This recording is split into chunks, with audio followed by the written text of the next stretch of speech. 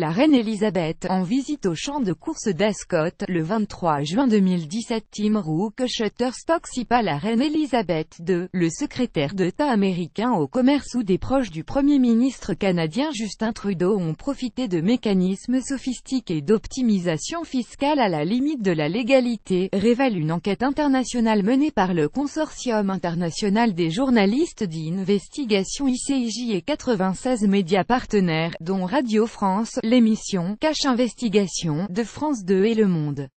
Parmi les noms cités dans cette enquête surnommée Paradise Papers, figure la reine Elisabeth II.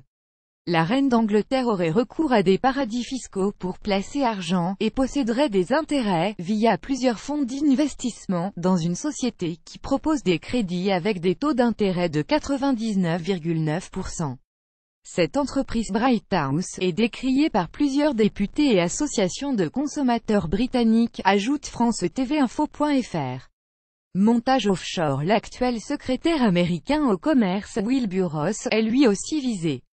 L'homme entretiendrait des liens d'affaires avec l'entourage du président russe Vladimir Poutine, et ce malgré les sanctions contre ce pays, via une participation dans une compagnie de transport faisant affaire avec un géant du gaz et du pétrole contrôlé par des proches du président russe.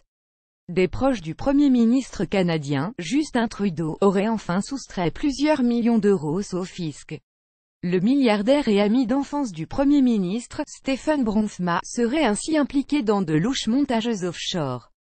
Cette enquête a été lancée à partir de quelques 13 millions de fichiers, pour moitié issus du cabinet conseil britannique Appleby, transmis anonymement en 2016 au quotidien allemand Süddeutsche Zeitung.